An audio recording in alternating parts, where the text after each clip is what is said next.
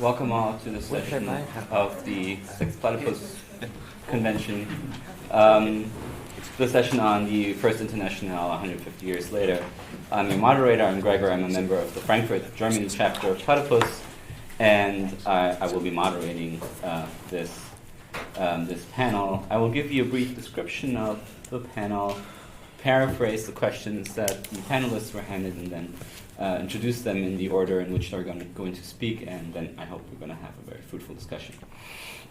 So the International Workingmen's Association which existed from 1864 to 1876, was founded in the long shadow of 1848 amidst Polish and Italian national liberation movements and the upheaval of the American Civil War.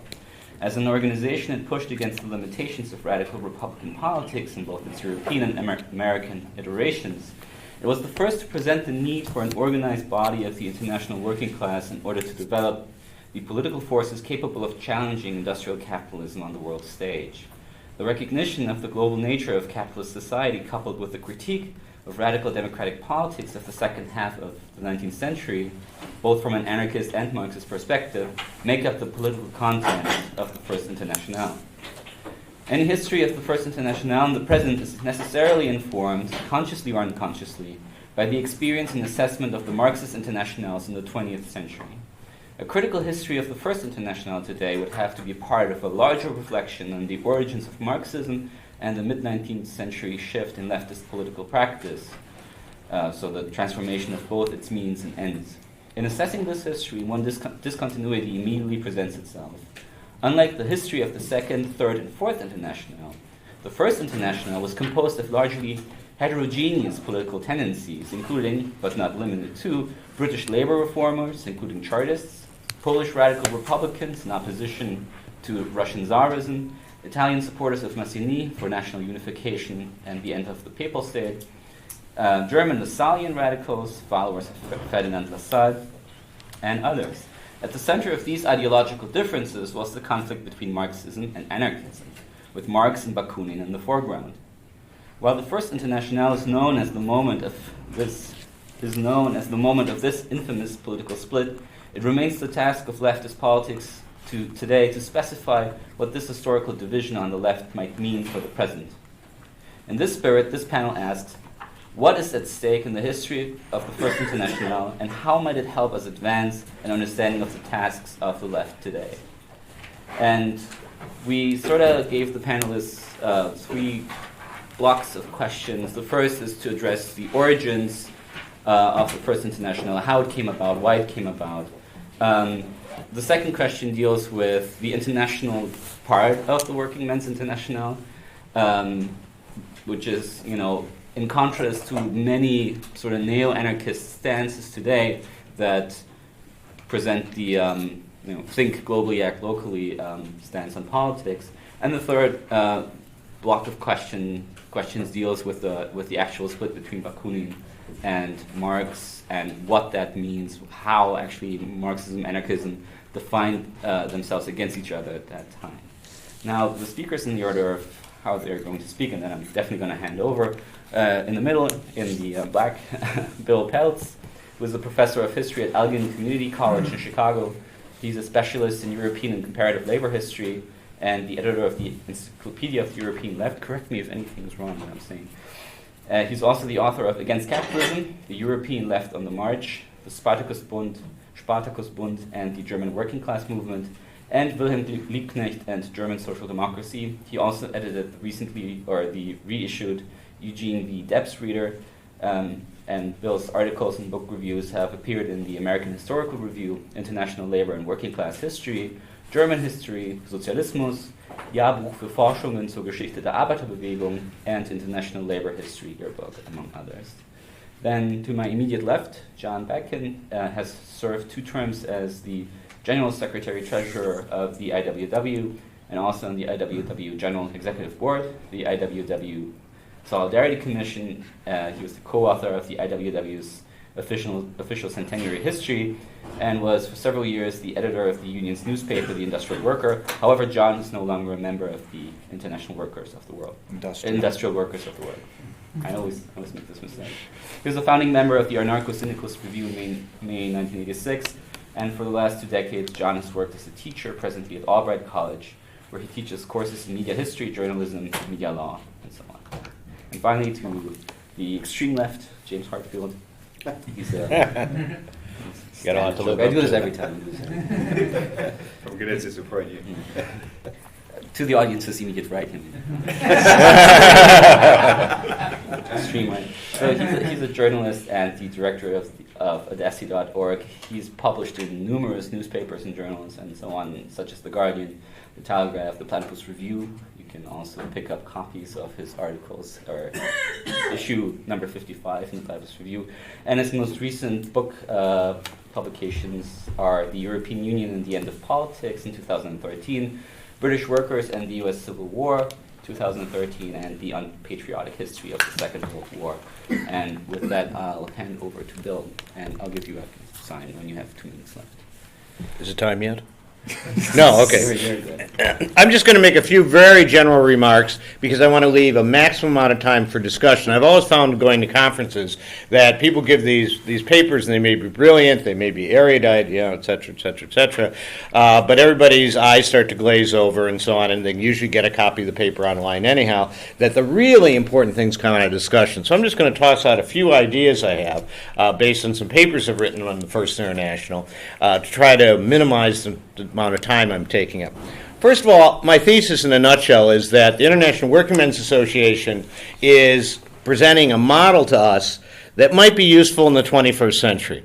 Unlike the Second International, which was just dominated by the social democracy, particularly the SPD and the trade unions, and had no autonomy to fight, had no real inspiration. The Third International was very quickly turned into just an instrument of Soviet foreign policy. Or various attempts to have spontaneous, unorganized internationals that were just sort of held together by a common sense of struggle. I think the First International, for all its faults, and I'm the first to admit it had many, presented a model where you had some sort of structure that allowed people who had serious disagreements, had profound differences, to work together in the same organization. And that it wasn't just an amorphous mass, but on the other hand, it wasn't a centralized organization that gave marching orders to people. And for that reason, I think we have to revisit the First International Workingmen's Association, and look at what we could take out of it. Let me just give some examples. Strike support. Now, strike support doesn't sound like an important issue in some cases when you're talking about high theoretical matters. But if you're actually talking about concrete relations and deforming actual relationships with people on the ground, common people on the ground, you have to engage them where they're at. So let me just give you a story from the First International. Turns out some Belgians were being imported into England to break strikes. These were basket makers, of all things. Sounds sort of odd in the 21st century. But these basket makers were being imported into England, and they're meant to make strikes. So the General Council of the International has a discussion, and they decide to send representatives over there. Now, your first thought might be they handed them a copy of the manifesto, or perhaps tried to sell them a newspaper, or something else. No, they said, look, do you know what you're doing? You're taking work away from other honest workers and so on. And this is very important. They said, why don't we go for a drink and talk about this? Well, they managed to get about half the Belgians to follow them out to a tavern. The following day, the entire Belgian workforce went out and had drinks with them. And the third day, they're headed back to Belgium, happier, but probably not very sober.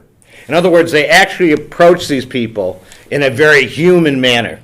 They didn't just lecture on them from on high. And I think that's an example of the sort of strike support that can actually be useful. Now, I use that as sort of a silly example, but there are many other examples of strike support that the First International engaged in. Just publicizing, for example, that there was a strike going on, there was an industrial conflict, and warning people that they're trying to advertise in your country for workers, but they're not actually offering you clean, honest employment. They're trying to bring you in and use you as a tool to break the living standard of the workers who are already engaged in work. So I think that's one important aspect that we can look at with the First International. Another aspect is that it was so committed to the fight against war. despite the fact that it grew up in an age of raging nationalism, despite the fact that nationalism was constantly a problem, even within the International. A couple of their members in France wound up defecting, going over to Bonaparte the Lesser, to Napoleon III. This was always a problem in the International.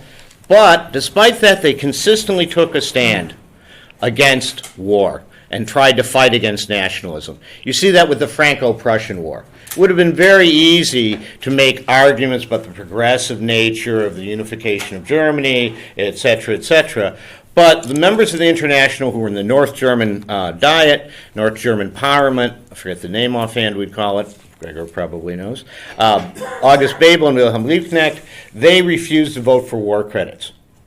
Now, this may not sound like a big deal, so they cast a symbolic vote. Well, this was a more than just symbolic. This was an act of, according to Bismarck, treason, the fact that they wouldn't support this war effort.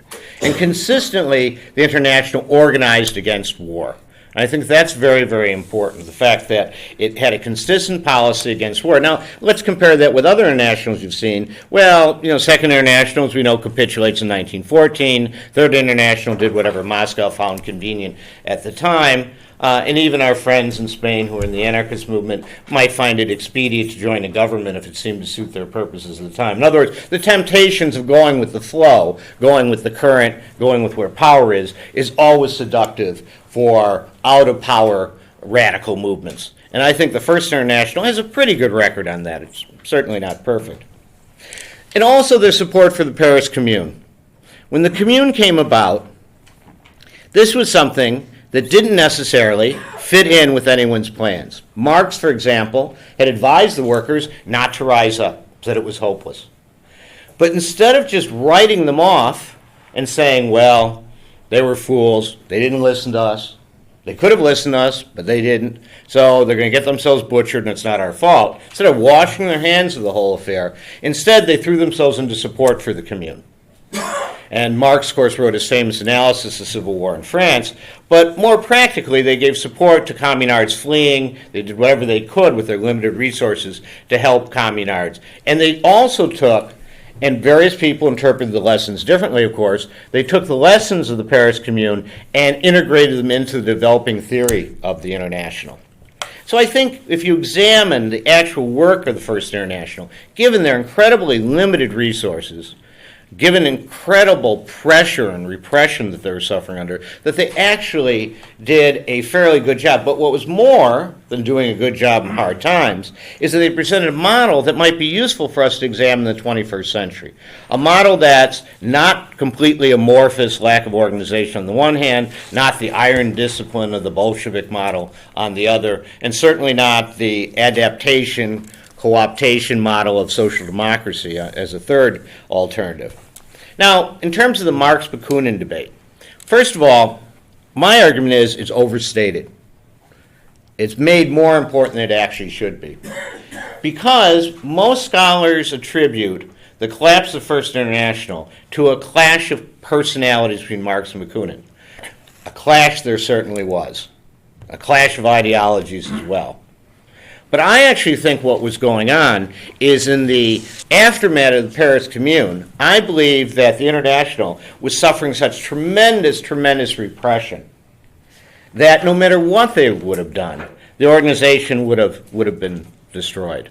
And that in fact, rather than trying to save the International from Bakunin, or at least maybe the prime reason wasn't to save the organization from Bakunin, the reason why Marx and his supporters moved the International to the United States was sort of as a Hail Mary play in the hopes that the United States, with an emerging labor movement, would actually be a place where the International would pick up.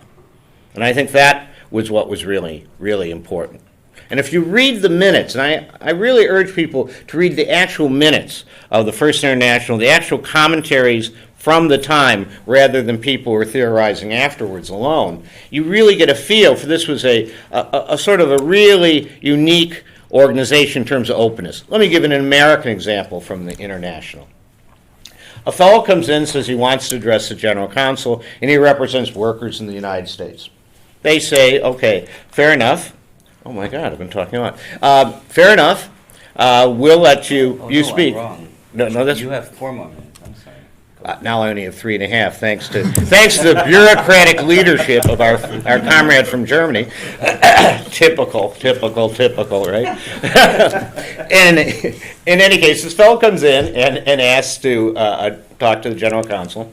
And he explains how the workers of the United States are all moving towards the international and everything else, and that what was really, really important was that Europe could help save the workers. And at this point, everybody in the council is thinking, well, this is all well and good, this is fine. And then he says, because we are dying prematurely. And at this point, they think, well, industrial accident, something or other. He says, because we lack, the guy goes on, we lack European wine. Workers in Europe live longer because they get to drink European wine. We, on the other hand, are given this tainted, watered-down stuff by the bosses, and therefore we're dying prematurely. He goes on to talk about various other pet peeves, and what was interesting is that they actually sort of nodded and said, thank you. Now, is that one right? Yeah, okay. And put up with that. So, in other words, it was a much more open organization than we've led to believe by just looking at crisis points where Marx and Bakunin are yelling at each other. The other things is, given the tremendous male-dominated patriarchal nature of European society at the time, and given how overwhelmingly it was considered that politics was the purview of men and not women, I think it's very interesting that Harriet Law was a member of the General Council, and that this was not some token woman. This was a woman who was very vigorous, was a fighter for secularism, often made comments that prefigure Engels' Origin of the Family and Private Property. And before Engels said it, she often made comments and wrote articles along the same lines about the nature of gender relations and so on. And if you read the minutes, you see that she wasn't taken as a token or a place filler. She was considered a legitimate, honest member of the organization. And I think that was important, too. So to sum up, before I get another notice there, the point I'm trying to stress is that this is not a perfect organization. Obviously, it's not a blueprint for the future, but it's a methodology, the idea of a multi-tendency, yet disciplined and democratic organization that we should really consider and examine in terms of future organizational attempts. Thank you.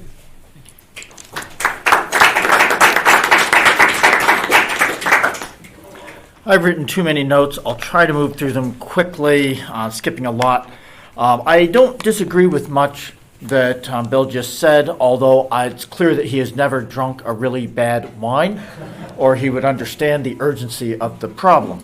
There are some terrible wines to be had in Pennsylvania where the state has taken over the distribution of wine and buys them through a bureaucratic process, and you're not allowed to import them from anywhere else. So maybe our American comrade was right.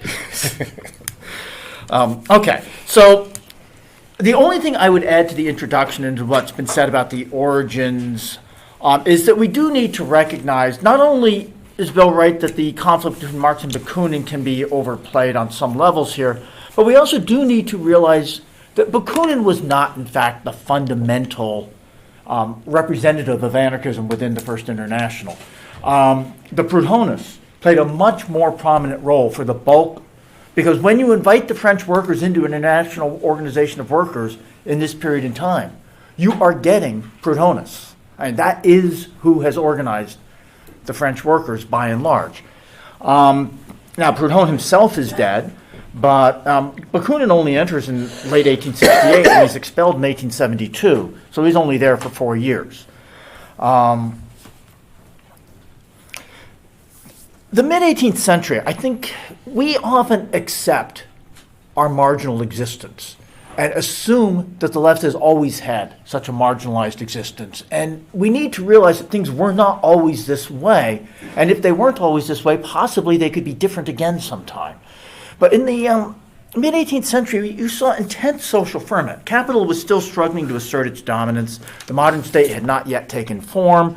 The need for internationalism was very clearly emerging in this new era of globalism, and workers recognized it in a way that one might wish that they would recognize it today. Yeah, mid-19th century.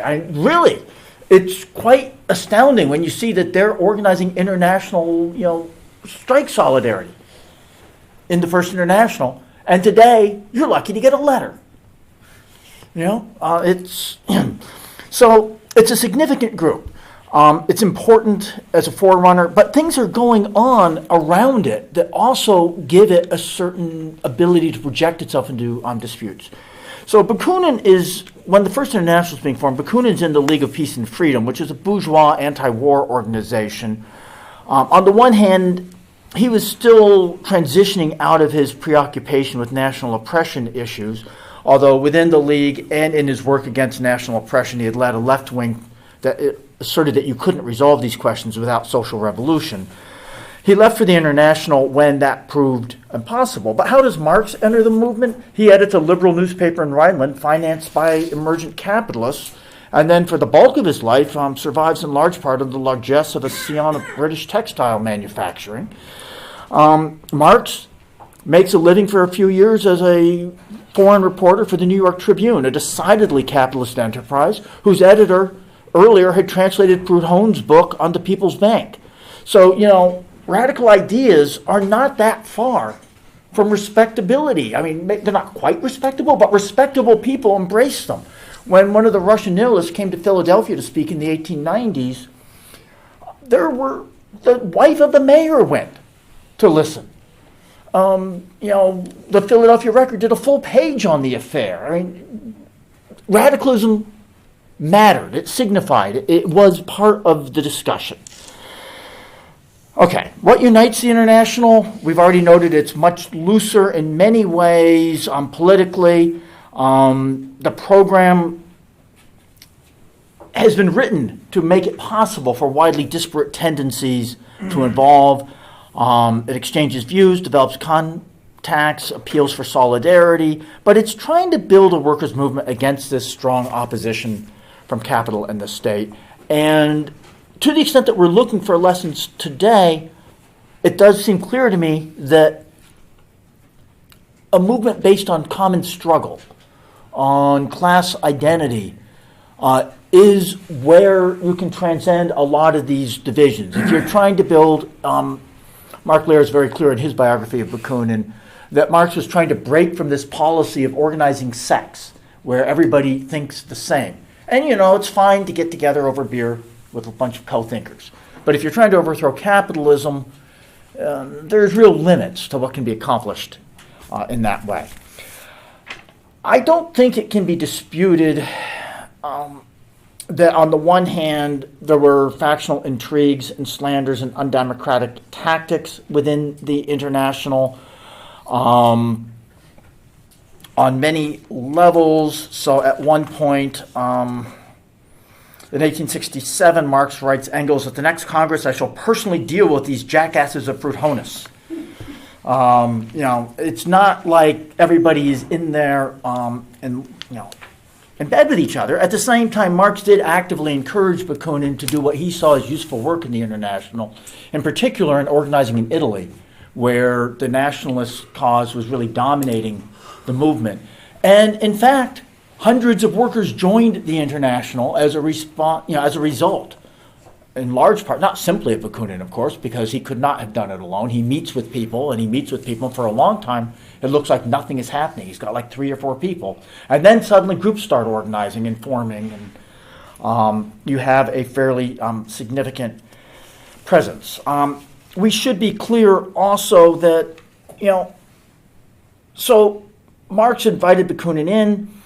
Bakunin did have major political differences with Marx, in particular over the nature of the state and over the role that a state might play. Marx held to what I would say was an idealist notion, a fundamentally idealist notion, that material conditions would not control how the state would function.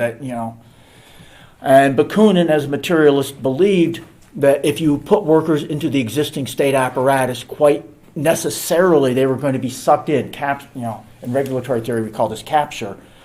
They would, not be able to preserve that autonomy, that the very nature of the state form of organization constrained what was possible within it. But before Bakunin joined the International, he wrote about the inaugural manifesto in a letter, and Bakunin wrote that it was, quote, an important, serious, and profound manifesto like everything that comes from his pen when he is not engaged in a personal polemic. Later, he's writing to Herzen explaining why he's not denouncing Marx in October of 1869. Leaving on one side all his iniquities against us, one cannot help admitting his enormous service to the cause of socialism, which he has served throughout the 25 years I've known him. He was one of the first founders, almost the chief founder of the International. So, and he notes that this was an immense service to the cause. So there is, a level of respect. Marx's economic theory in particular, Bakunin took quite seriously. He didn't finish it, but he did undertake to translate Capital into Russian. It's a difficult task, actually, and Bakunin wasn't known for finishing things, so he probably shouldn't have undertaken such a difficult task. But nonetheless, he wouldn't have undertaken it. Bakunin never did anything for the sake of making money. Whatever else you can say for him, he was always broke and always in debt. He wouldn't have undertaken it because it was profitable. And you can imagine the enormous profits being made by translating Marx. But, okay. Anarchism's a major force in this early socialist movement. I do think we need to be clear in that. Hirsch and Vandervelt, in their recent book on anarchism in the colonial and post-colonial world, make the argument that internationally, by the end of the 19th century, anarchism was the dominant socialist force. It looks different in Europe, but when you go to Latin America and Africa and places like that, there are very substantial anarchist movements. Proudhon is very influential around the world, in part because he got there first and wrote quite a bit and had been deeply engaged in workers' struggles in an immediate sense, where Marx was sometimes more focused on analysis and less on sort of immersing himself in those struggles. Anarchism has never been defined by a particular theorist. It rather has grown through praxis, through the reflection of generations of workers on their struggles, and through debates within the movement as to what sort of society we aspire to. And so I'm going to jump from there to, I have two conclusions. I don't have time for both of them. Yes. I'm going to jump to scientific socialism. And on the one hand, I always recommend that people read the International Publishers edition on anarchism and anarcho-syndicalism, because I think it really does make clear the limitations of the Marxist critique of anarchism in a far more powerful way than an anarchist could, because, in fact, it's a Leninist who selected these texts, and so we can't be blamed for them. It's a really telling documentation of the weakness of the critique.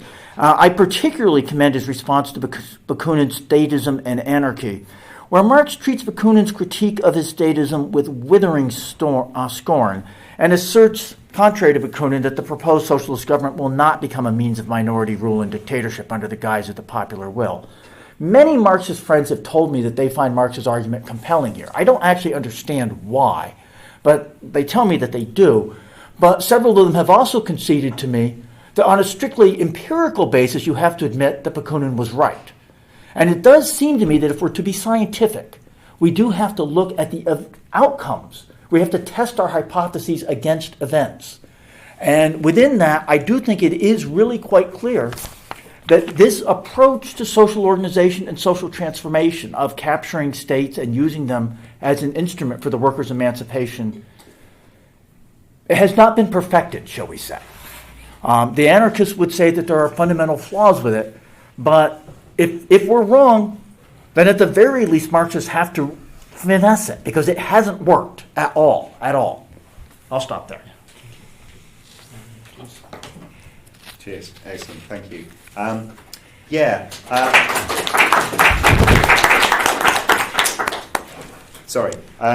Excellent. The fabulous introductions. I'm saying a bit about in Britain.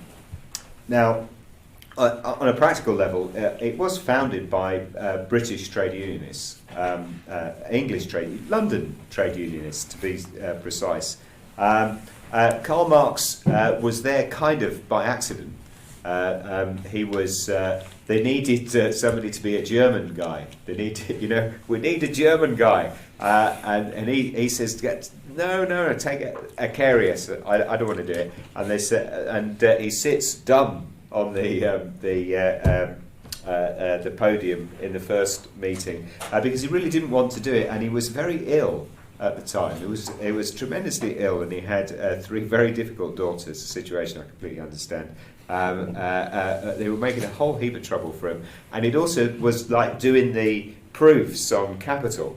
Which, I mean, if you ever try to read the damn thing, you can imagine, how many spelling mistakes and footnote problems it's bound to present. So it wasn't his instinct to be there, but he was nagged basically because they needed a German guy, and he wasn't liked. I have to say, he wasn't personally much liked man, except for the people that were very close to him, because he was a bit like Bakunin, given to extraordinary arguments that would go on over decades. But most people reckon him a smart fellow, and I think the record is he was in his influence on the International, which was, I would like to say, very useful.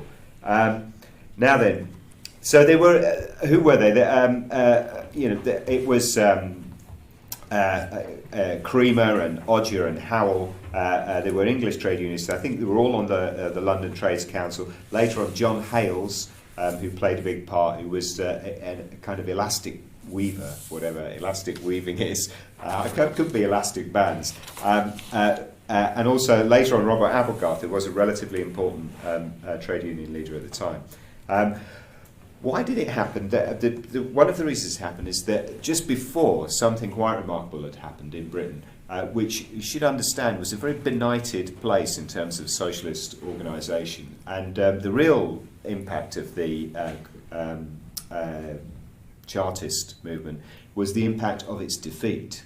And though many of the people, like Howell, had been Chartists, obviously young men in this thing.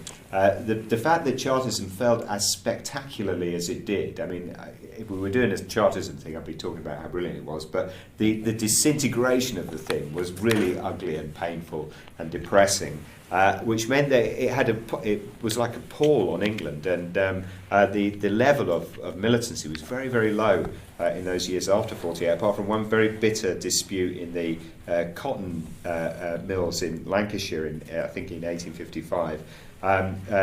Really very little had taken place. In the 1860s there was a pick-up, and a lot of it was focused on London, and there was a lot of disputes around the building trade, which people were involved in. A lot of the people that ended up on the International Workingmen's Association committee organising the thing. And then this one remarkable thing happened in the weirdest circumstances, completely surprising, was that as the American Civil War unfolded, which looks very odd in an English context because the whole of the British ruling class are itching to join up with the Confederacy. That's their goal. And it's only nervousness that's really stopping them. And they would have done. I don't think there's any hint of doubt about that they would have joined to support a Confederate Republic. And more than that, if they had done, so would Napoleon. And I think it's quite reasonable to assume that the outcome might have been a victory for the South. And in the middle of that, 2 guys, Ed Hewson and John Edwards, who were in Manchester, and they were supporters of the Co-op, which is still a supermarket today and a bank, a buying association then for working men, and they organised. They were so angry about this thing, and they were particularly angry because there was a bloke called Joseph Barker, who had been a Chartist, who was employed by the cotton manufacturers to stir up a working class campaign for the Confederacy.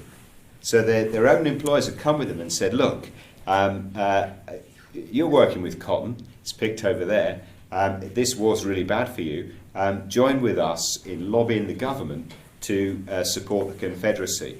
And out of sheer cussedness across the Lancashire cotton mills, they said, oh, really? They said, our employers want us to support the Confederacy. they knew nothing, can I say. They were wholly oblivious to what was going on in America by and large. I mean, they did learn very quickly what was going on. So they said, well, then we're for the Union. And it was just like wildfire. So this guy Barker went to every village in Lancashire to organise a meeting. It's very well described, I think, in Philip Foner's book about it. And in every village and town in Lancashire, he would organise a meeting. They would stand up and say, "Can we move a amendment to the resolution? We support the Union, not the Confederacy." and this would happen all over the place, which is what I wrote about in here. And it was a tremendous impact, and it was entirely outside of any of the people that were involved in the later International Workingmen's Association, but it was a huge influence upon them, because they said, Marx said in London, but not Marx in particular, it was more the positivists, Beazley and Harrison. They said, look, we better do the workers' movement in Manchester against the Union and for the Union against the Confederacy is very popular. We ought to do that here. And so they organised a campaign. Marx did a bit of legwork for it, but not much. But mostly the guys that would go on to form the First International organised this big campaign in London. There was a couple of big meetings. They got John Bright to speak. That was Marx's one intervention. He says, get Bright. They said, you want Bright to speak? He said, yeah, he's going to get the audience in. That was what they did. And it was such a remarkable event that after years of quiescence, that the English working class organised itself around an international issue that was entirely hostile to their material interests. They were destroying the industry that was giving them a living. And in the process, they made themselves into players. Now, in the middle of it, a number of people said this. Gladstone said it. Gladstone said, if it weren't for the working class, I'm paraphrasing, he used odd euphemisms, he says, we might well have gone to war against the American Union. And they have proved to us by their maturity that they should be voters, which was that was his intervention into the reform debate. There's a lot of reasons to argue with Gladstone, but I thought it was a very astute recognition from a man who had supported the Confederacy at the beginning of the war and understood by the end of the war that it was a disgrace. Also, the radical MP Nicolai said, if it wasn't for the British workers, we would have been in that war. And Marx repeats this phrase, and when I read it in Marx's, I think it's in the General Address, I thought, oh, hogwash, typical Karl Marx ranting on. But of course, actually, it wasn't. It was well understood that this strategic intervention made it impossible for the terrible thing to happen. And that was a huge impact. Now, I've said too much about that, used up all my time, because I'm excited about it. What I want to say is that on the International Workingmen's Association, it's quite pointed that the workers that were involved were in particular trades. It wasn't very successful in the newly emerging, heavily industrialised engineering sector. It was much more successful in smaller trades like ribbon makers, builders, boot makers, which were under attack. They were weak trades who were looking much larger. And this excellent example, which I'd read a bit of, but I like it. Your telling of it better. And they did similar things, with the ribbon makers and for the Parisian bronze workers. They didn't do much. They put around a collection tin, but the impact of the money coming over on the Parisian bronze workers was remarkable. And Karl Marx, spent evenings writing letters to provincial German newspapers to tell German ribbon makers not to come to Britain to scab, and all of those things had a tremendous impact and were very surprising in their the way they worked. And in the middle of all that, bear in mind that the Royal Commission was talking to the engineers, and they were asking them the question, as they asked all of the trade unions, how many minutes? 2 minutes. They were saying, are you going to The Hague? Are you going to take part in the International? No. All right, I'm out of time, so what I want to say on the split, I think it's important to understand that it was Marx that committed the International to political action, to make the workers into a political force. That's explicitly, it's in the address, that the workers must conquer political power. He says the emancipation of the working class must be the work of the working class, but he also understands it as a political action. So that was what trade unionists weren't particularly into that in the first place, but they were won over by his intervention. At the key point, the Paris Commune, and it was different, it was massively different, the relationship in the continent, because largely there were political parties or groups that joined the International on the continent, whereas in Britain they were trade unionists, and no political party apart from Bronte O'Brien's National Reform League signed up as participants, because Marx's vision of it and their own vision of it was that it was, as it were, like a political party. But that it wouldn't supplant trade unions. Within the debate, I think the important thing is that the defeat of the Commune was the event that caused the bitterness. And I agree that, with your account of Marx's points is exactly right. Inner despair, outer certainty that we must defend the gains of the Commune intellectually. And that the entire work of all the people in London was taken up with the defence of the refugees. And you have to understand the bitterness of the defeated, and this is the soil in which all the really unpleasant arguments take place, because everybody knows the prize is left, it's gone, and they're fighting over the corpse. The trade unionists, who I think played a very positive role by and large, left. Basically, they stopped participating. They refused to sign the address on the Paris Commune, the three important ones, Lou Craft, a couple of others. And at that point, it was basically, the thing was in the ownership of unhappy groups of exile sectarians, mostly, visiting their unhappiness upon each other. And I think, if he hadn't have kicked it into New York, or they hadn't have kicked it into New York, it would have been a really unpleasant place to have been anyway. It was a creature, as Engels said, of the Second Empire.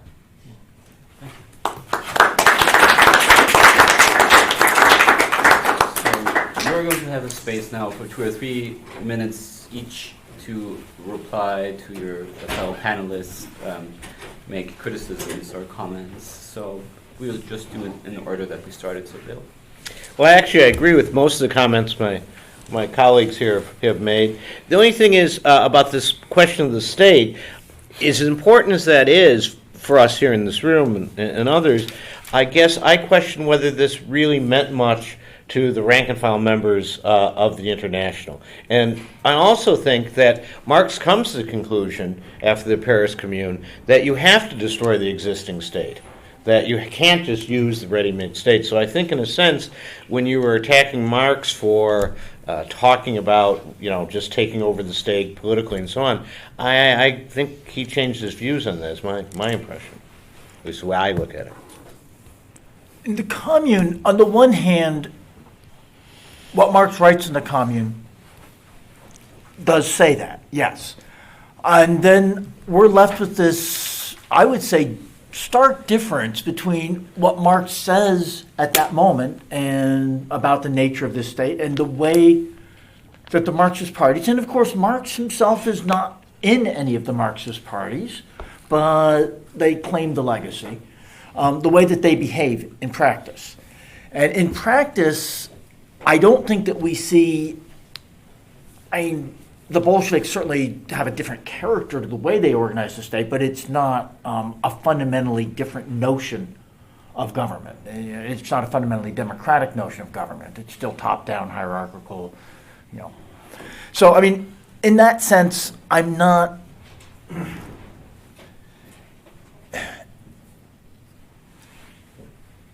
Anarchists, I think, have always been as interested in practice as theory. A lot of Marxists criticize us for being too concerned with practice, but for me, the practice is the ultimate test, because I'm trying to, I am hoping before I die to see an end to this capitalist order, and, it's been a little while. I'm running out of time here. So the practice is, for me, the ultimate test.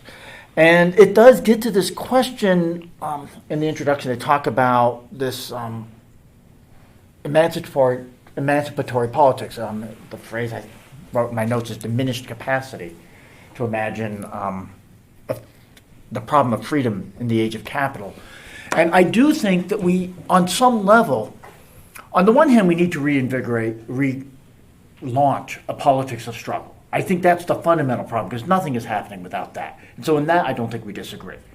But where are we going? I think if that politics is to be transformative, if it's going to maintain that revolutionary kernel, we do have to give more thought and more clarity to the kind of society that we're trying to build as well.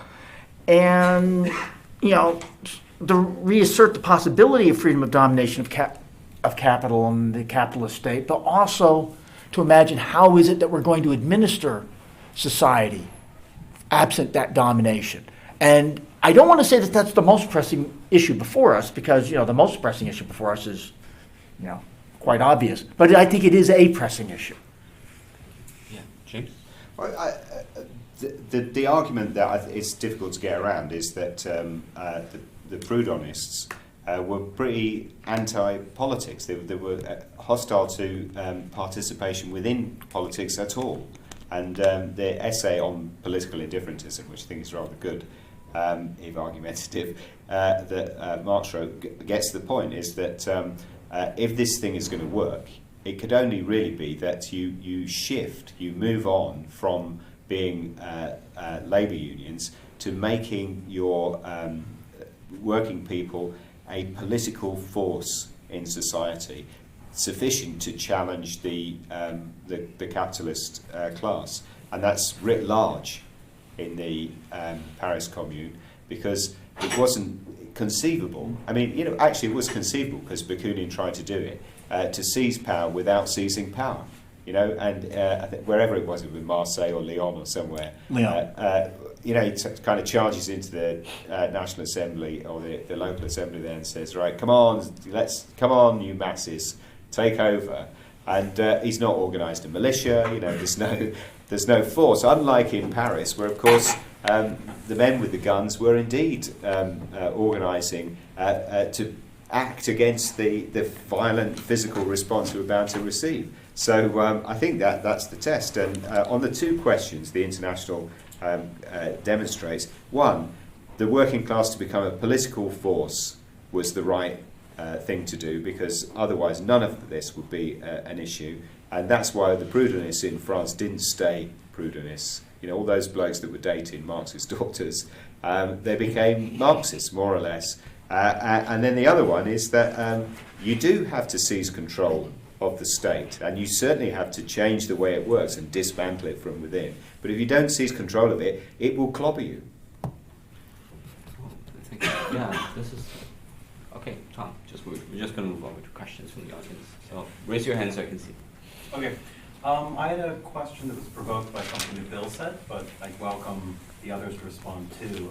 And the question is about the issue of the First International as a political model for the present, to the exclusion of the second and the third. And I was kind of perturbed by this characterization you made of the Second International as just being sort of uniformly dominated by social democracy, and I think you would use like adaptationist as a way of characterizing social democracy, but this seems just obviously not true to me of the Second International, where we have very violent but clearly articulated political disputes, the most famous of which being over precisely that matter.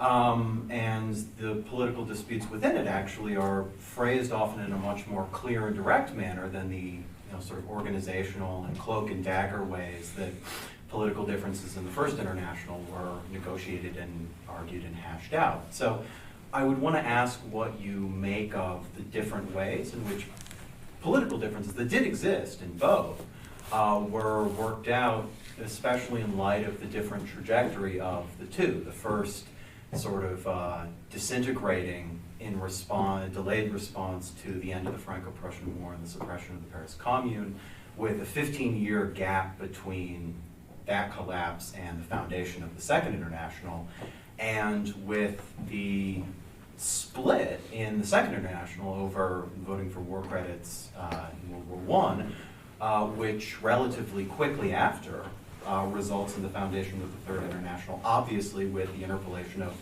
the Russian Revolution and serious revolutionary possibilities in Germany, Hungary, and elsewhere. Do you want to reply directly? Yeah. If we can keep the questions shorter. In the I don't know. future. Want to do that? Just go ahead. I mean, we have so much time. So. Okay, great. Yeah, no, I agree. There was all sorts of debate and all sorts of different currents in the Second International. I didn't mean to suggest there were no useful thoughts and no useful polemics within the Second International. The problem, however, I was arguing was organizational, that the Second International was basically controlled in its organizational apparatus by bureaucrats. And because it was controlled by bureaucrats, no matter what sort of debates and discussions you had, it meant that it never had the possibility to evolve into something better. It was always going to be an organization that was defensive. Defend trade unions, defend their property, defend everything else. And the overwhelming reason why I think people supported World War I was not just patriotism and nationalism, it was sort of a bureaucratic conservatism that we don't want to fight against the state and have our membership dues, treasuries frozen, we don't want our buildings seized, et cetera, et cetera. And that, in fact, while the First International collapses, I would argue the Second International collapses in the same way because of a war. And that, in effect, they never were able to develop, not that the First International did particularly either, but they were able to develop a way of how you can cope with a crisis such as the war. Because you see those few sections of the Second International that opposed World War I are just basically crushed, like the Socialist Party of America.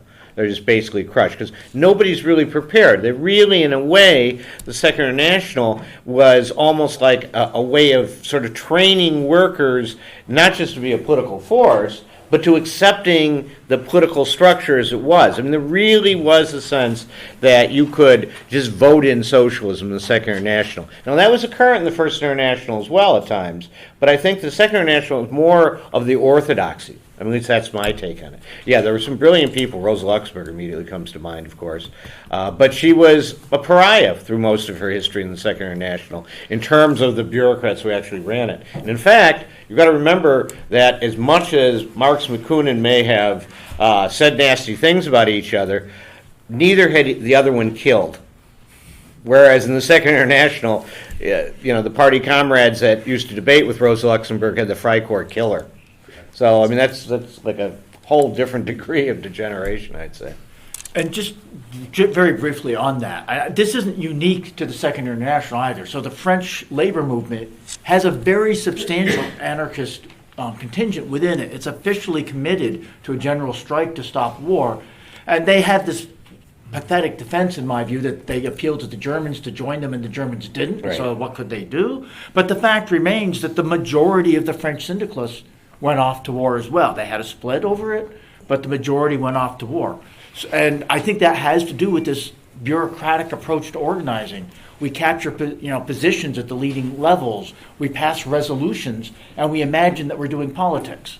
And that's not what politics is about. It's got to be at the grassroots, at the base. James, if you want to reply? Or?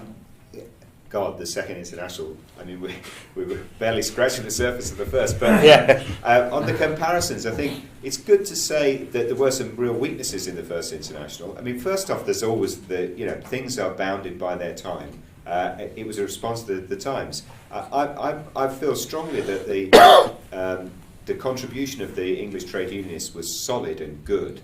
And really brought the whole thing on a lot. However, it's also the weaknesses, because the weakness in a double sense, in that their conservatism about the Paris Commune. I mean, and you can imagine the situation, because they were responsible to, they were officers of unions who were responsible to a great many other people, and they've been happily sat in that room voting, solidarity with this, and they were nagging Marx, get this statement out on the commune. But then when it comes out and there's all this press about the terrorists of being organised from Maitland Square and all this, there's no, I'm not signing the thing, and that's partly because they're responsible characters with a real constituency. who couldn't glibly give their names away, of the people who they hadn't consolidated in support. And Marx was, in a way, was manipulating the thing in that he played the two sides off against each other. He knew that his assessment of the socialist and anarchist groups out on the continent was that they were somewhat all over the place, and could come to extraordinary conclusions that he might well feel angry about. At that point, having the English trade unionists on hand to say, well, Garth isn't just some guy signing it, he's a representative of a great many people. That was it gave him authority. And they willingly gave that authority to him because they valued the way that he did it. And in the same way, he would use the then to make the English trade unionists more radical. So it was all a bit of a juggling act. I don't want to say it was Marx in particular, by the way, that was the thing. I'm just saying he happened to be the individual that all focused upon, because it was a happy alliance of a moment of possibilities. But it couldn't, or it didn't survive because they were reconciling things that were quite difficult to reconcile. And the British trade unionists, bear in mind, that went on to become the most important labour movement outside of Germany, weren't the ones that were in the International Workingmen's Association, by and large. Those guys continue to have their personal impact, like John Pelz and different people. They tended to be the Amalgamated Society of Engineers, the new model unions, who were already getting the message from the Royal Commission that their future lay in the success of Britain rather than an international organisation. So, there were some weaknesses in it too. I have seen you. I've actually raised my hand as well, so before Spencer even. I've got you on the list, definitely. Just a very short question. I guess to shift the conversation a little bit, I guess the First International was really the last international in which anarchism was organized internationally, right? Oh, no. No? The anarchists, on the one hand, after the expulsion at Hague, formed their own international that lasted for almost a decade, survived and then they formed another International Working People's Association in the 1880s, and then there is an International Federation of Anarchists to this day that functions, as well as a revived International Workers Association that was formed in 1922, lays claim, it's not a legitimate claim, to the heritage of the First International. But it does exist. It's a good claim as any other. I was just very naive, and I wanted to ask that, but okay. So now that that's clarified, Spencer and then Mel. Yeah, I guess the question is the occasion of the First International.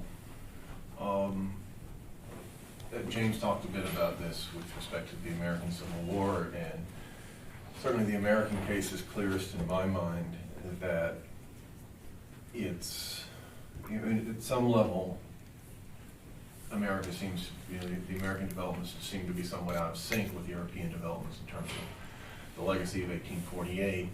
On the other hand, the legacy of the Mexican-American War is really raising the issue of the fate of the Republic in a fundamental way. Is it a dynamic force to render all of North America an empire for liberty, or is it in fact a force to constitute a slave hemisphere, a hemisphere of slavery? And that's obviously kind of a defense or conservative preoccupation with the fate of the Republic is motivating a lot of early Republicans, where they see that the Union and what we thought of as a dying institution, slavery, the Union seems to be in jeopardy, and slavery seems to have a dynamism that we never thought it would have, and certainly that the Founding Fathers never thought it would have. And here it seems to be capable of expansion and even imperialism.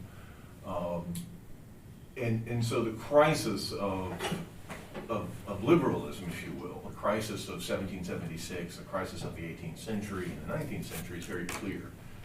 And people like Lincoln are thinking about it, undoubtedly. I'm wondering how the Polish issue and Italian national unification are raising acutely the question of capital, if you will, or the crisis of the modern revolution, the crisis of because obviously Marxism and anarchism have their common roots in liberalism, both of which expected the state to wither away. All the liberals thought the state would wither away. John Locke thought the state would be subordinated to society. And so did Rousseau and everyone else in the 18th century. And that question of imperialism, the imperial state, seems to be the real heart of the Bonapartist state. And the revived militarism and crisis of nationalism all seem to be in the background. So I want to know more about the precise way in which Marx was thinking above all, because of his centrality early on. Why was he reluctant? Why was he reluctant to participate early on? Why did he think that maybe this isn't an occasion for this, and what brought him around? And the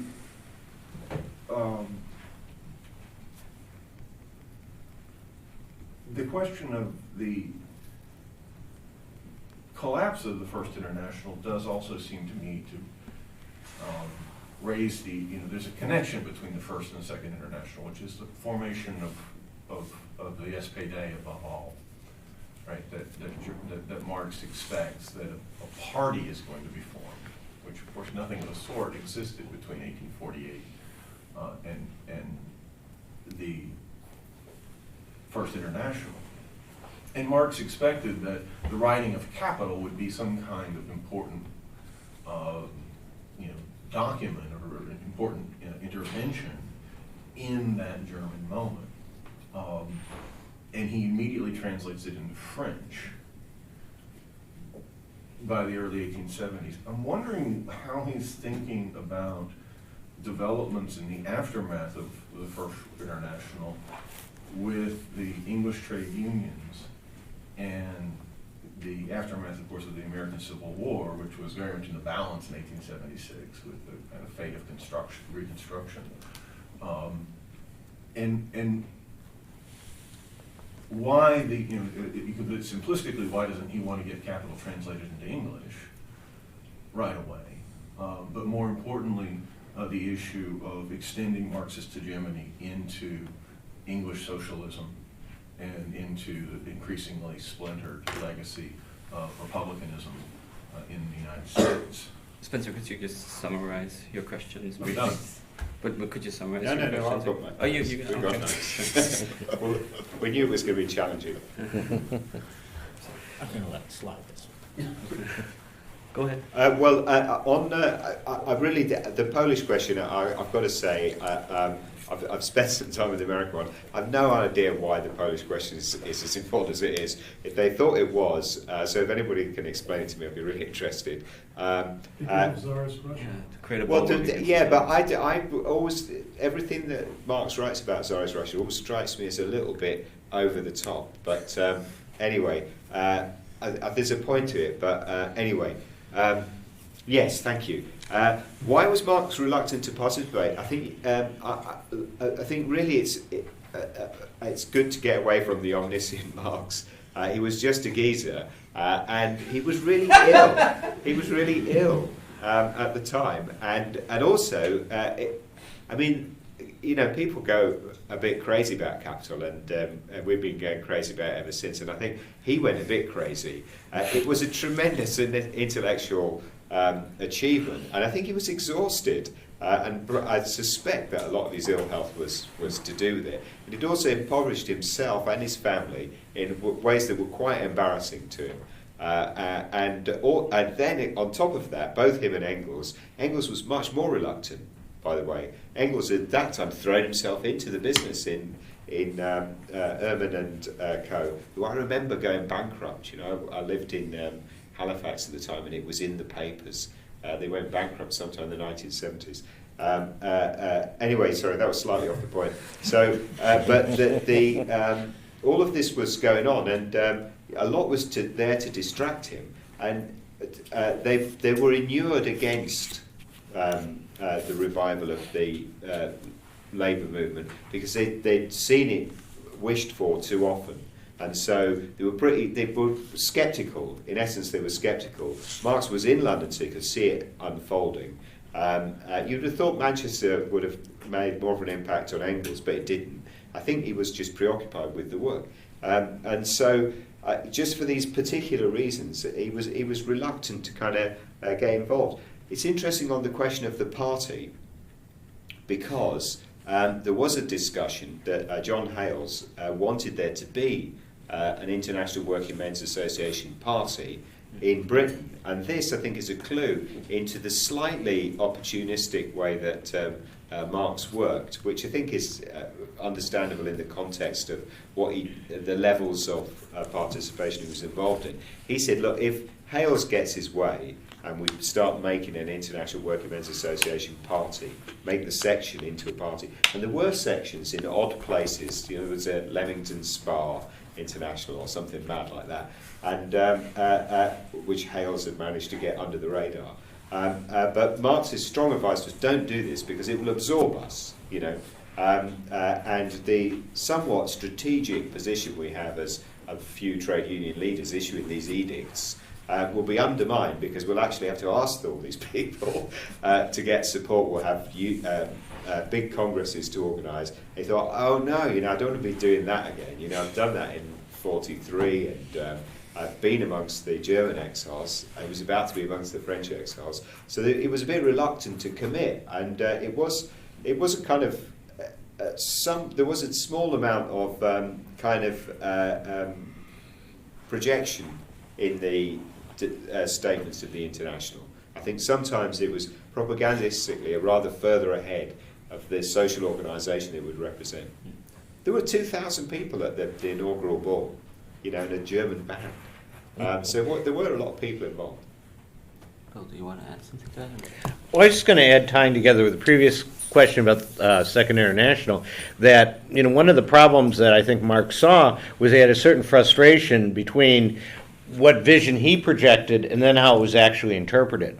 So, for example, with the German party, the SPD, and then what becomes the Second International as well, he was just furious at his uncertain friend, Ferdinand Lassalle, and his inability of his supporters in Germany, or unwillingness from his point of view, to purge Lassalle's ideas, famous critique of the Gotha program and so on. So, I think he had a certain sort of, I agree with you, understandable human frustration constantly throughout his career about he'd say something, he'd think it was reasonable, Engels would say it was reasonable, and then these people would go off and come up with something completely different. Going back to what you were saying earlier about Marx, how Marx's party treated it, that's why he kept going around constantly saying, the only thing I know is I'm not a Marxist. That's true. No. Yeah, I'd like to raise a question. I don't know much about the First International. I learned a lot today, and I maybe appreciate this. But in terms of the Second International, I think its collapse was a good thing. It was a positive development. There was a fundamental split in the socialist movement, and the organization could no longer combine these two views, and that the tragedy of what would happen after the Russian Revolution, the fact that the communists were not able to reconcile with these left-wing social democrats in the following period was a tragedy. It wasn't the collapse of the existing Second International, which was good and done with, I think. Now, in terms of the First International, is that true also?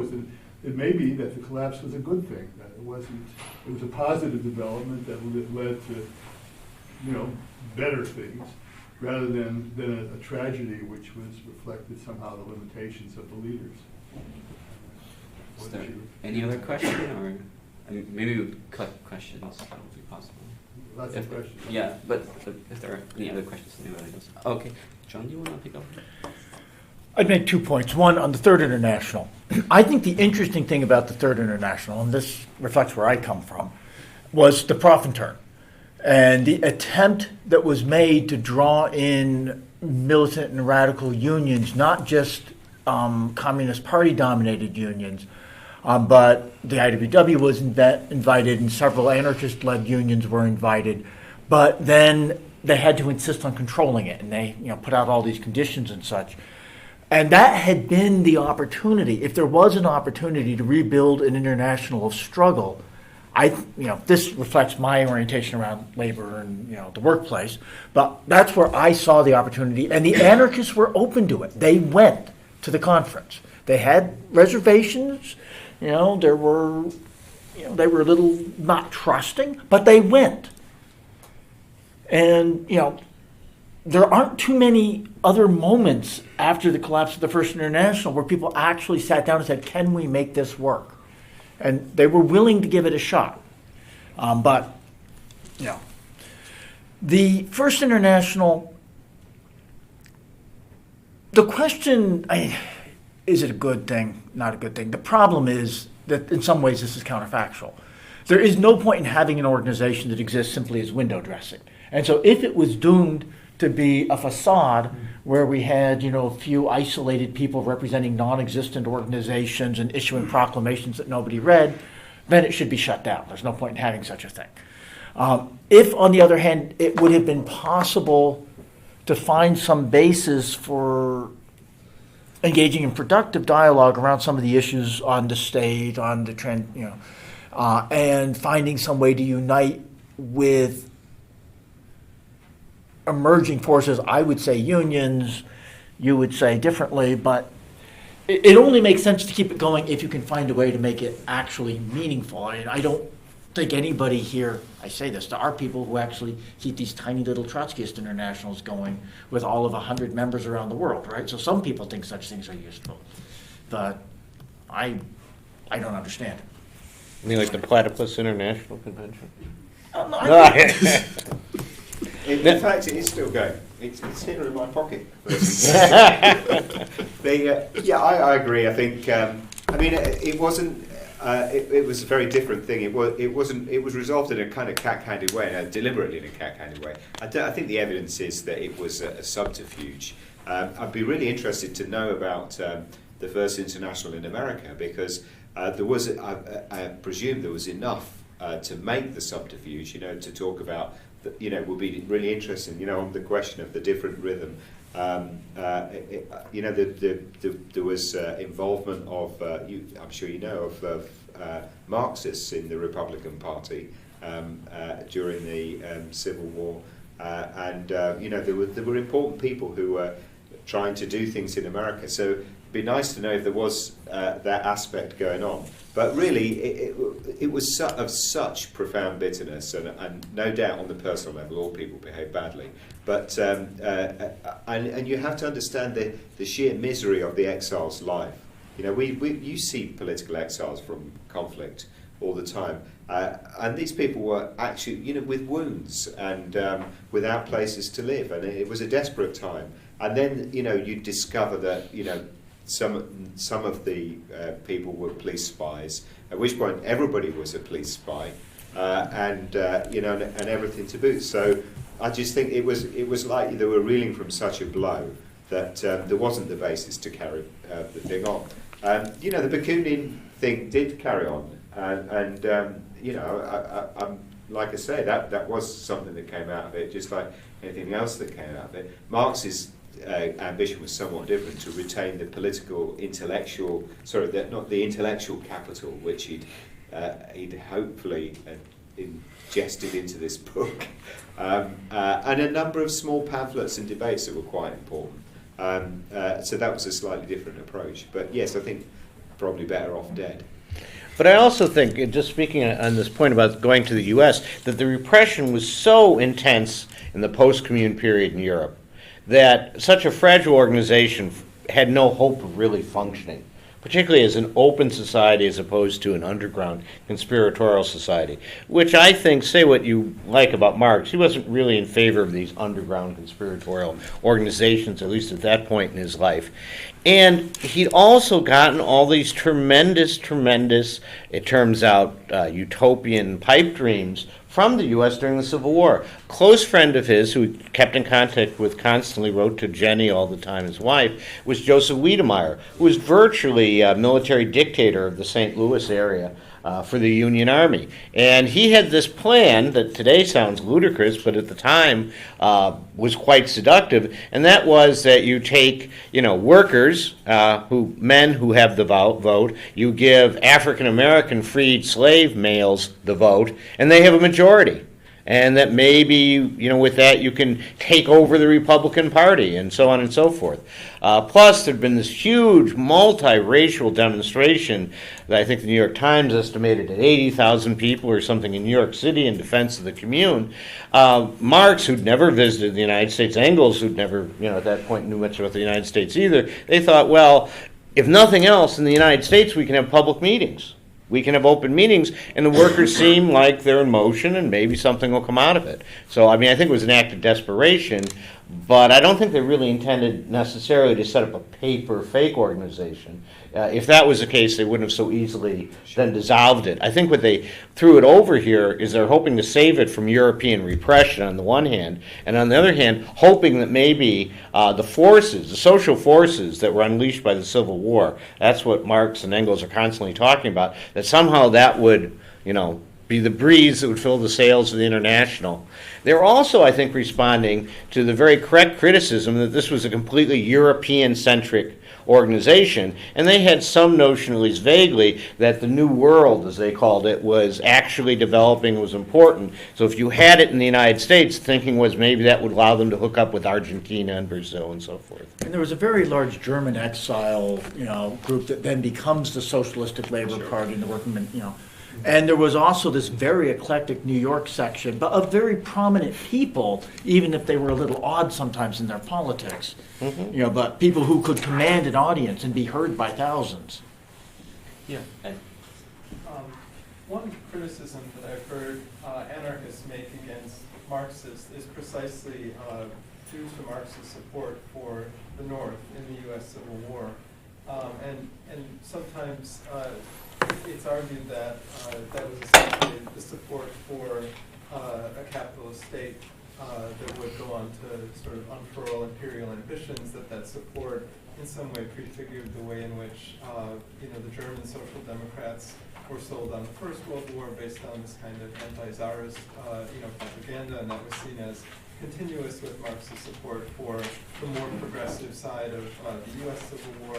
So I'm wondering if you could talk a little bit, is that just more contemporary anarchists who might say that, or was there ever in the 19th and 20th century this criticism of Marx and Marxism on that basis? So I'll collect questions now. Okay, yeah. Okay, I had a question about, John, what you said, I think in relation to when you were talking about Marx's, I think you called it idealism with regard to the state, and about testing against events, is how you put it, and that, so for the political philosophy has to sort of answer to or account for empirical reality or history, the way it has sort of played out. And so I was wondering how, if we need to do that, how one could arrive at a form of politics that could evolve something new. And I mean, I guess I'll stop talking there. I don't have anyone else in the list, so you can provide John. Very quickly on the first point, I've been an anarchist active in the movement since 1978. I have never met an anarchist who criticized Marx for supporting the North in the Civil War. We published an article in the last, not the current ASR, but the one before that, on Proudhon and race in the Civil War, because there are some Marxists who have accused Proudhon of supporting the South in the Civil War, but Proudhon actually wrote quite the opposite. He condemned, on the one hand, the notion that there were substantive differences. He said there were cultural differences, but that these could be overcome through education and economic opportunity. But he denied that there were any biological differences between the races. Or intellectual differences, and he said that slavery was a complete violation, an infringement of human dignity. But Bakunin, he said that he was doing a critique of this liberal democracy, and he said, you look at the Confederacy, and it's very democratic, it's got federalism, all that. It only has one little problem, slavery. But when he said that, he wasn't meaning that it was a little problem. It was a fundamental violation of human dignity. The other question, much more difficult. So, on the one hand, when I'm talking about this materialist conception, I really do believe that structures matter, and that the kinds of the forces that are upon us, the way in which the state form removes people. It is a fundamentally hierarchical model of organization that certainly you can moderate it with input or with consultative processes or elections or such forth, but the form itself presupposes that you have order givers and people who take those orders. Bakunin argued that when you take the worker outside of that social context of being a worker and put them in the Parliament building, that changed social environment, that changed relations of power that they're in, is going to transform their outlook on life. And I really do believe that this reflects an understanding of power that is true. Now, how do you reconcile it? On the one hand, testing it, I think it is relatively straightforward. We've tried the parliamentary path to socialism, and I think it's clear that it didn't work out so well. We've tried the military push, and I think it's pretty clear that that didn't work so well. We've tried, bloody purges. We've tried a number of different approaches, and now we even have the first hereditary dictatorship of the proletariat in North Korea. Socialism in one family. Yes. And so we've tried a variety of different approaches, even going back to monarchy. Now, Anarchism? Well, anarchism, we have, I think, done somewhat better. If you look at Spain, you didn't have, it didn't survive, of course, but it was not. The workers did seize the means of production and tried to operate them themselves, and did hold off the fascists for almost 3 years. And I defy you to find anywhere else where fascists tried to seize power where they were held off, in that kind of a way. And it's not that they were a trivial force. They had Germany and Italy. It wasn't perfect. It didn't accomplish our goals. But I do think, despite compromises and problems, I think we acquitted ourselves reasonably well in that situation, given the material circumstances that confronted us. I do think that the critique, and it's very easy to stand by a critique. Practice is always harder, yes. But I think the critique has held up pretty well. The challenge to me, and I think it's a different challenge, but a related challenge for Marxists.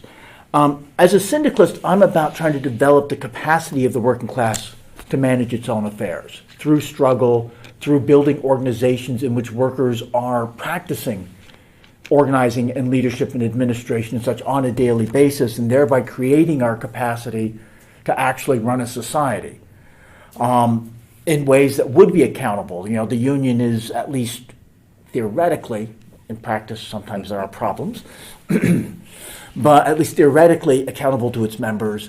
And it's a structure. We need to develop structures where we have accountability and leadership.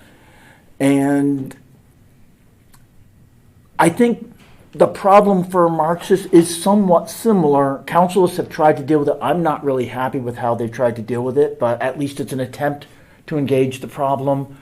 On some level, Paracon, which I think of as a Marxist project, even though a lot of anarchists think it's an anarchist project, but I can't imagine why. I think of it as a Marxist project, tries to address the problem. I'm not saying it can't be addressed on some levels, but I think it is a substantial problem of, the state form. Marx always said it was a problem in the long run, but I don't think practice has suggested that it transitions itself out. You have to have a more active intervention. And I'm talking far too long, I'm sorry. James, do you want to say something to that? Because you raised the question of the state sort of as a... Yeah, I mean,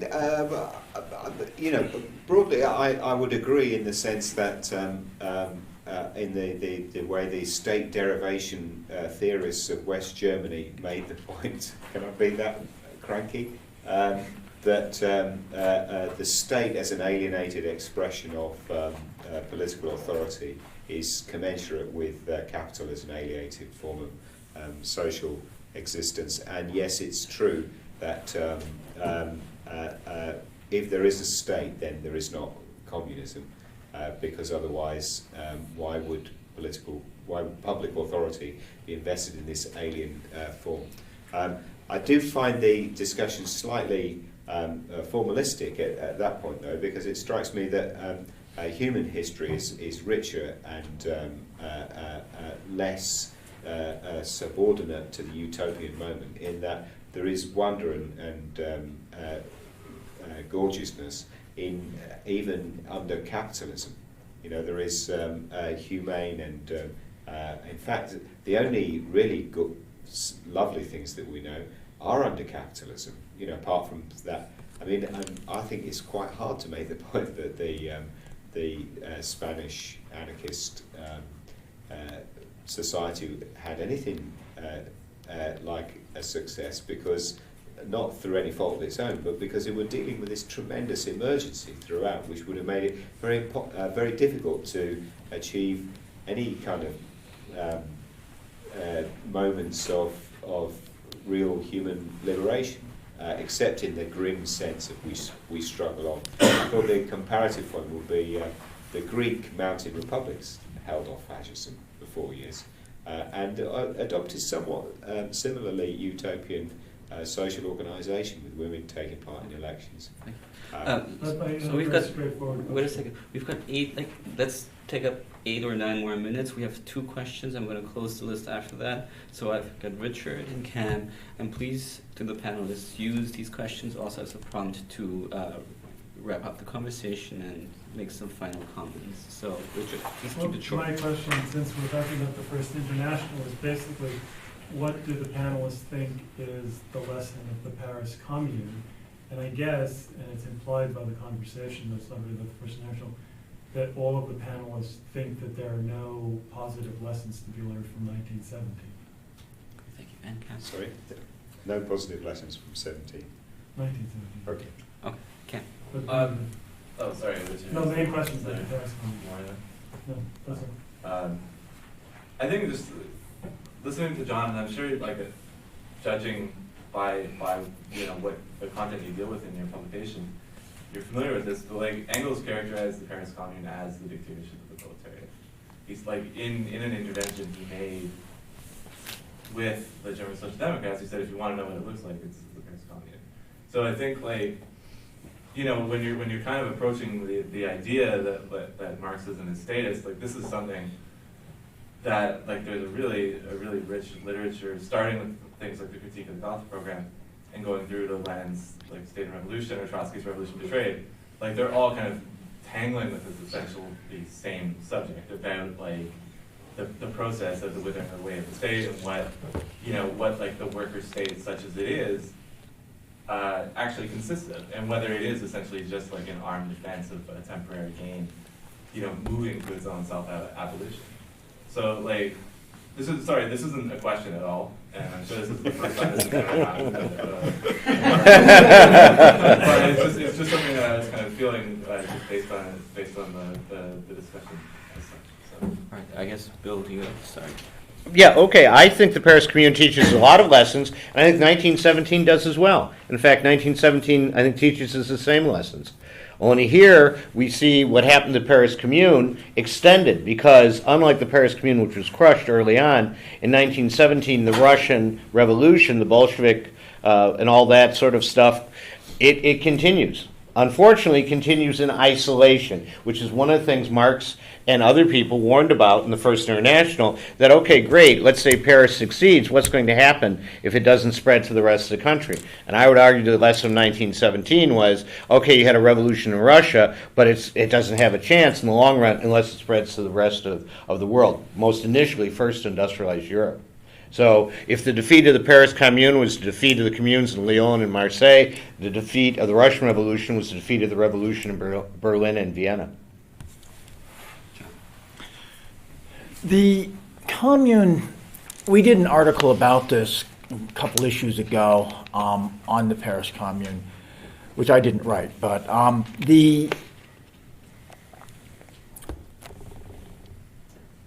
think I don't disagree with what Bill just said. Bakunin wrote a appeal as Paris was rising that was distributed throughout France that basically said all of France needs to rise to make it possible for this to prevail. And then he went to Lyon. And some people have said that he didn't do enough groundwork, but again, it was an emergency. And in fact, Lyon did rise. And I don't want to say it was because of Bakunin. I don't believe that. I have given many a speech calling upon people to do things, and they have not happened, right? And not you alone. Me too. And I'm certain that Bakunin went many places and gave speeches calling upon people to rise up. And there's a song about Mother Jones, charging the militia, to drive back the militia from a mine that had been struck, and except that when she gets there, she's all alone, and so they throw in their stockade. So these things, you have to have some sort of social base. But I think it is completely clear that you have to broaden these struggles to have any chance of success. I am not entirely convinced, as an empirical question, that Russia was not a vast enough territory that it might not have been possible to accomplish something there, albeit they were under difficult conditions and surrounded by enemies and invaded by the forces of imperialism, and it was a backward country and all of that. I don't mean to dispute that, but it did have, for example, sufficient agricultural resources that it had previously fed its people under Tsarist domination.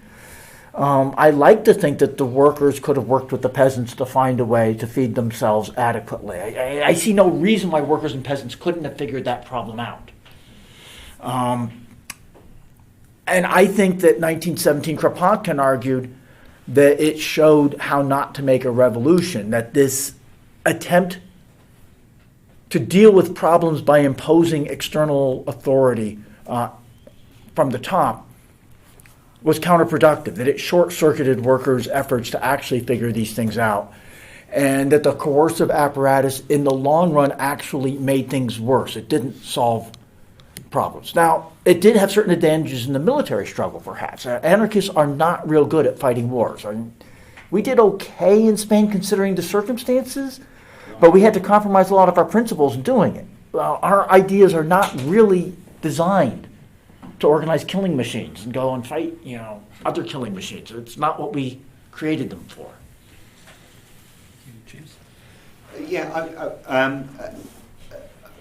I slightly react against the capture point. I think there is a sociological case. When the British Labour MPs were first elected, one of the more depraved things that took place was that all the Tory MPs would get them drunk, in the House of Commons bar, and make fun of their cloth caps, so that they suited up. And so I do understand which is why a lot of them became teetotalers, because they could see what it meant. And there is this sense in which you can be captured by, I think there's a point there. But I think it's wrong to say in all circumstances that it will be the same, because that would be to have too kind of mechanical a view of personalities and think that their ideologies could not limit that, and there is, many people behave with great courage and moral courage in political circumstances where they're struggling to face down corruption and circumstances as well. And I think a lot of it depends upon the schooling of the struggle that they've been participant in, their loyalties to their comrades, and the strength of the ideology. So I'd just be reluctant to say that state power, whenever it would be exercised, would only lead to some kind of corrupt fascistic point. I think there's a lot of instances where people have seized control of the state and have done it for great purpose, without consideration of economic reward, or putting a fancy suit on. And the greatest example of the one of them all is the one we're talking about, which is the Paris Commune. Thank you very much. And I'd like to thank the audience.